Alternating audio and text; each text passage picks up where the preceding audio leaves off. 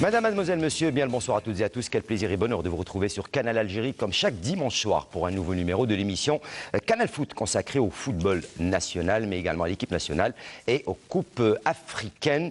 Tout ça, on va le voir en compagnie de mes consultants mais également de notre invité du jour. Ce sera juste après le sommaire.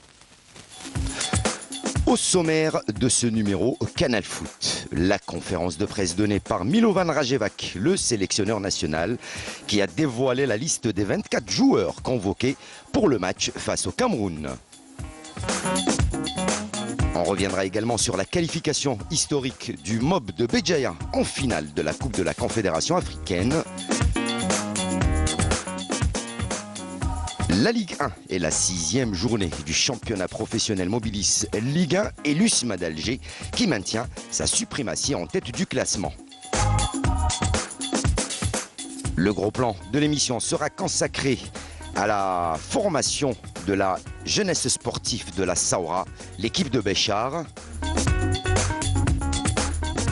L'interview exclusive du président de la GS Saoura avec Wassila Batiche. Et enfin, la Ligue 2 et les résultats et les buts de la 4e journée du championnat professionnel. Voilà donc pour ce qui est du sommaire de ce numéro de l'émission Canal Foot. Allez, sans trop tarder, voici la Batiche. Bien le bonsoir. Bonsoir. Merci d'être parmi nous. C'est un plaisir. Bon séjour à Béchar. Oui, tous les gens de Béchar vous passent un grand bonjour. C'est des gens, comme on dit chez nous, kram, masha'Allah. Donc ça a été l'occasion de rencontrer beaucoup de personnes, des gens qui aiment le football, les anciens de la GS Saoura, l'équipe et tous les dirigeants. Total. En fait, tout le monde, ils ont dit que Canal Foot a apporté du bonheur et le khair parce qu'il a plu. Moi, je suis partie en demi-manche, j'ai eu trop froid, il y a eu beaucoup de pluie, voilà, donc baraka, comme on dit. Ahmed Haribi, bien bonsoir, merci d'être parmi nous. Bien bonsoir, ravi de vous accompagner. Et j'ai envie de dire une chose, que les Bécharis et les gens du Sud ont toujours été accueillants. Ah bah, les gens du Sud, en tous général, les gens du Sud ont été accueillants. Rachid Malek, la critique positive de l'émission, bien bonsoir. Bonsoir Hakim, bonsoir Wassila, Ahmed, et puis bonsoir au public bien sûr. Et notre invité du jour, un entraîneur que pour certains peut-être qu'ils ne connaissent pas, mais d'autres le connaissent très très bien. Il a drivé plusieurs clubs du championnat national, il a travaillé à l'étranger. J'ai le plaisir d'accueillir ce soir dans cette émission Nabil Mdjahad, entraîneur de football. Quel plaisir de vous retrouver après plusieurs années. Bonsoir Hakim, le plaisir est pour moi. Je vous remercie de votre invitation. Alors, que devient Nabil Mdjahad? Qu'est-ce qu'il en est pour sa carrière? Lui qui était entraîneur, plusieurs clubs, l'USMA d'Alger et j'en passe. Je parle de l'USMA d'Alger puisqu'aujourd'hui ils sont pratiquement champions sortants, ils sont premiers du classement. Les autres clubs aussi, vous avez passé d'excellents moments dans le football national et également à l'étranger. Bien sûr, j'ai eu l'occasion de travailler dans pas mal de clubs en Algérie. Ça fait 10 ans que je suis installé en Algérie, notamment sur Alger. Et je suis de très près le championnat et je suis ravi de débattre ce soir sur cette journée de championnat. En dehors du travail, en aparté, on va dire, aujourd'hui, vous n'êtes pas en activité, vous êtes là. Comment est-ce que vous voyez le football national, l'équipe nationale, les clubs qui participent aux différentes compétitions africaines, les clubs algériens? L'équipe nationale n'est plus à présenter, elle a fait un bond en avant. Ces 5 dernières années, elle représente vraiment dignement le football algérien, c'est à l'échelle internationale même. Le championnat national, il y a une chose que je regrette, c'est le changement à la barre technique qui m'est insupportable. Mais à part ça, on voit de la volonté de quelques-uns pour cette progression de notre football national, mais elle passera par une chose, c'est la stabilité technique et la stabilité aussi au niveau de l'effectif. En tout cas, vous êtes le bienvenu. On va passer un bon moment avec vous. On va parler de beaucoup de choses. Nous avons une rubrique incontournable, bien sûr, Allez les Verts, mais juste après la pub.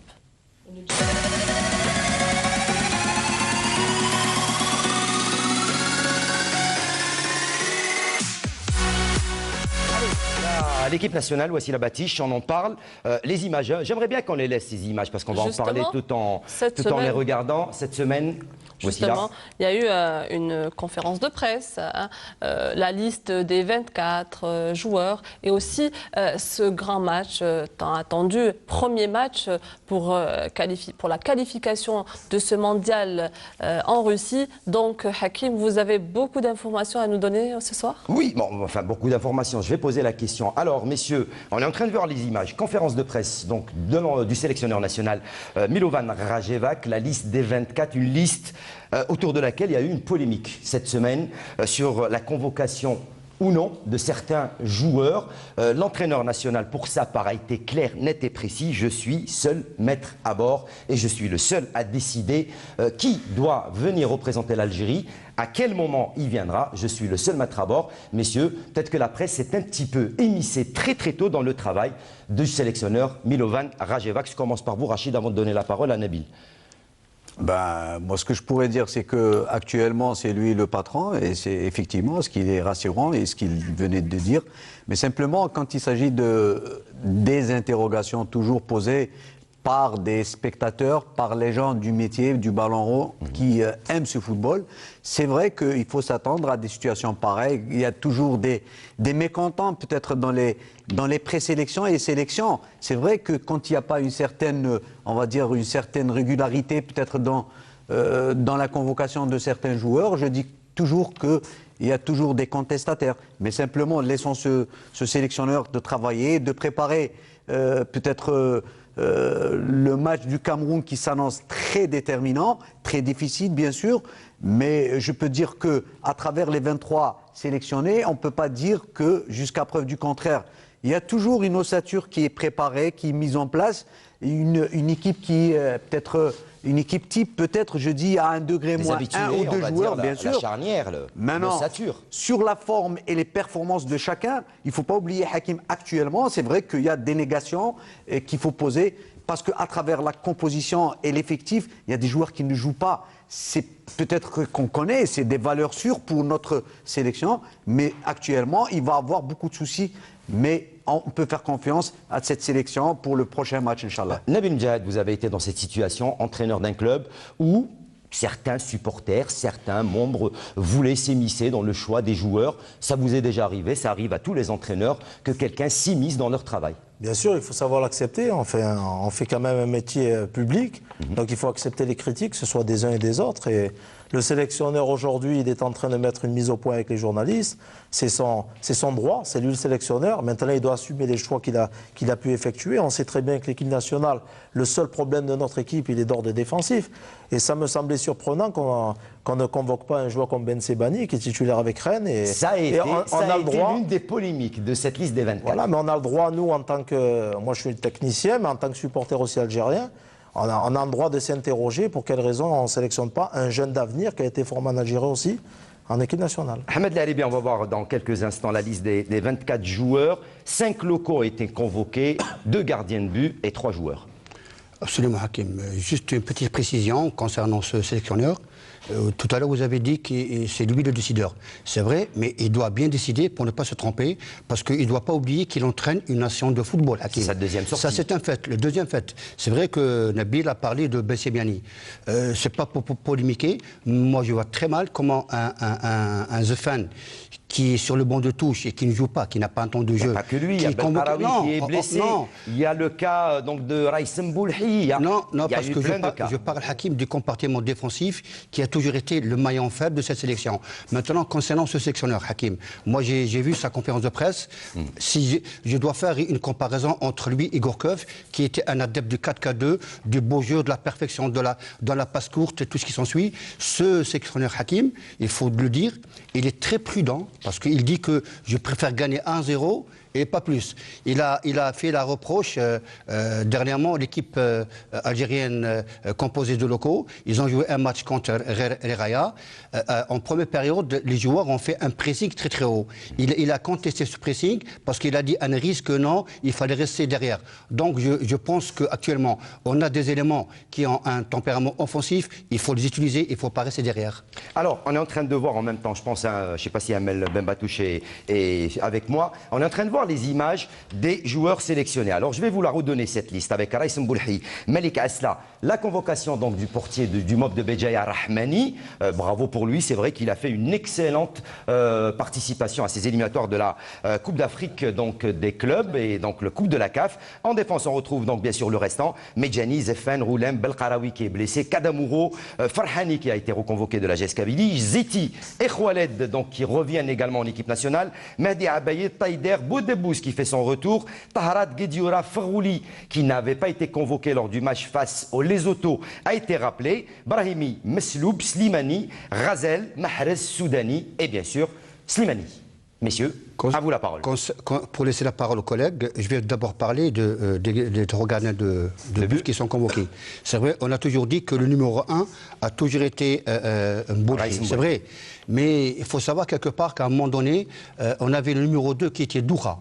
Donc Doura, je ne sais pas pour quelle raison il a été écarté. Doura qui a 30 ans, et puis là, ce sélectionneur a donné la carte de jeunesse en disant que Doura est âgé. Moi, j'ai envie de dire une chose, qu'on dit souvent que ce sont les vieilles marmites qui font de la bonne soupe. Donc quand on voit un Buffon qui a 40 ans et qui joue en équipe nationale italienne, donc je pense que c'est pas convaincant ce qu'a dit le sélectionneur. Nabil, je vous pose la question, est-ce que la bonne formation peut pallier au manque de compétition pour un gardien de but ou pour un joueur? La bonne formation qu'il a eue au préalable, est-ce qu'elle peut pallier au manque de compétition pour être toujours au top? Bien sûr, c'est une évidence. Maintenant, pour revenir un peu à la convocation du gardien du mode de Bédiaya, je pense qu'elle est amplement méritée par rapport au vécu qu'il a eu, notamment au périple de la Coupe d'Afrique. Maintenant, le problème, il ne se pose pas forcément là-dessus. Le problème, il se porte sur cet axe central qui va nous mettre en difficulté en ramenant un joueur comme Kadamuro qui joue en deuxième division et certainement qui va être aligné aux côtés de peut-être Medjani ou Belkawi. Ça risque blessé pour l'instant. Il a été convoqué, il est toujours... Mais aujourd'hui, il a été convoqué. Donc, si le joueur est convoqué, c'est qu'il est apte à jouer. Maintenant, est-ce que cette charnière centrale va fonctionner? C'est le gros point d'interrogation. Rachid, également très rapidement sur les 4 compartiments. Oui, moi j'ai parlé tout à l'heure, mais même lui il l'a confirmé, c'est-à-dire qu'en parlant dans l'état actuel, en parlant du niveau de forme, la performance et l'expérience, elle vient par la suite. Parce que pourquoi? Actuellement, c'est pour ça qu'on peut toujours faire confiance aux sélectionneurs. C'est vrai, il y a toujours des joueurs à être contestés, c'est tout à fait normal dans le football. Et l'entraîneur doit accepter ça, c'est tout à fait normal, mais il doit assumer. Il y a un match, il est en train de faire, il y a un match, oui, il y a un match qui vient parce qu'on a toujours tendance à parler. Quand on parle de, c'est vrai, souvent, moi j'entends souvent parler du cas du jeune Ben Sbaini. C'est vrai que c'est un bon petit jeune, mais quand on voit la régularité des matchs, le dernier match, il n'a pas joué, il n'a même pas joué 1 minute.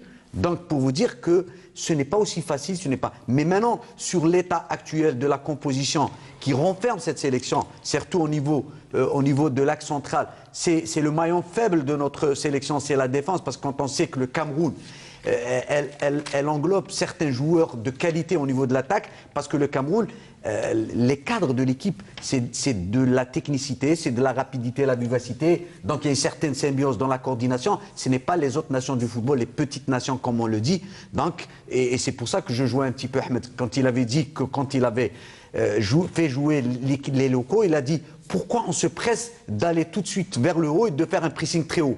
C'est que cet entraîneur, il a de l'expérience. Moi, sincèrement, je dis que cet entraîneur, il a de l'expérience dans ce sens. Ça veut dire qu'il appréhende bien, donc il doit faire... Donc je suis sûr qu'il a déjà, il a dans sa petite idée... Il a certainement été briefé aussi par... Maintenant, laissons les choses et puis après, on va voir ce qu'il va donner dans cette composition d'équipe. Il y a un adjoint, un Algérien qui connaît pratiquement tous les joueurs. Il y a un staff technique, il y a les séances de visionnage. Moi, ce que je pourrais dire, c'est très, très, très difficile de jouer et d'être entraîneur d'une équipe nationale.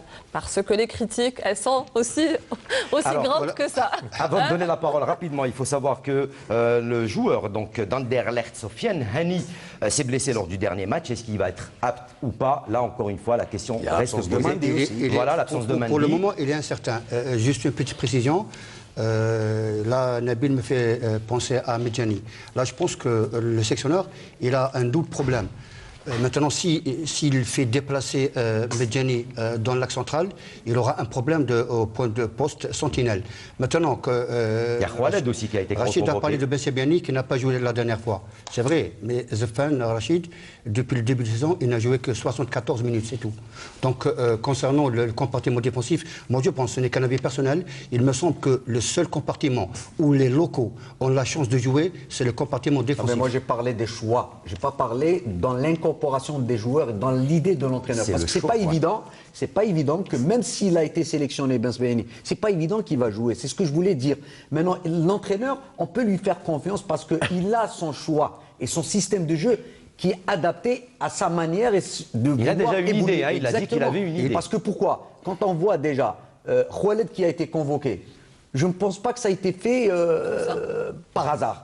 Sincèrement. Et là, peut-être, c'est pour ça que j'ai dit tout à l'heure, Zéphane, chacun de nous a un avis précis sur la qualité et la forme du joueur. Entièrement d'accord, Achille. Mais il me semble que nous avons un match avant le Cameroun, match amical contre les Sambida, où l'entraîneur va essayer quelques variantes. Voilà. Je redonne la parole juste avant de passer aux autres compétitions, Nabil. Non, mais quand on parle de rajeunissement, comme l'a dit le sélectionneur, il faut être d'une logique implacable, parce que Khaled n'a pas 20 ans non plus. Donc je ne pense pas que ce soit un argument. Maintenant, aujourd'hui, il a jugé utile que Khaled est meilleur que Ben Sebaini. Sloub aussi, il n'est pas très jeune. C'est le même poste, parce que Khaled, c'est un défenseur central, même s'il a joué arrière droit en équipe nationale, c'est certainement Zéphane qui va être aligné. Exactement. Allez, aussi, il a des autres compétitions. Bah oui, on arrive, bon, je pense que la semaine prochaine, dimanche prochain. Le 9 à 20h30 au Stade Mustapha Tchaka. Voilà, nous allons décortiquer ce match et on verra qui a eu tort, voilà, qui a eu raison. On jugera par la suite. Très bien. Donc Canal Foot, restez toujours branchés avec nous. L'émission Canal Foot avec nos consultants. Alors, messieurs, dames, nous avons parlé de cette compétition, de l'équipe nationale, de ce grand match qui attend l'EN. Et on passe maintenant à une compétition continentale, une participation historique de ce club.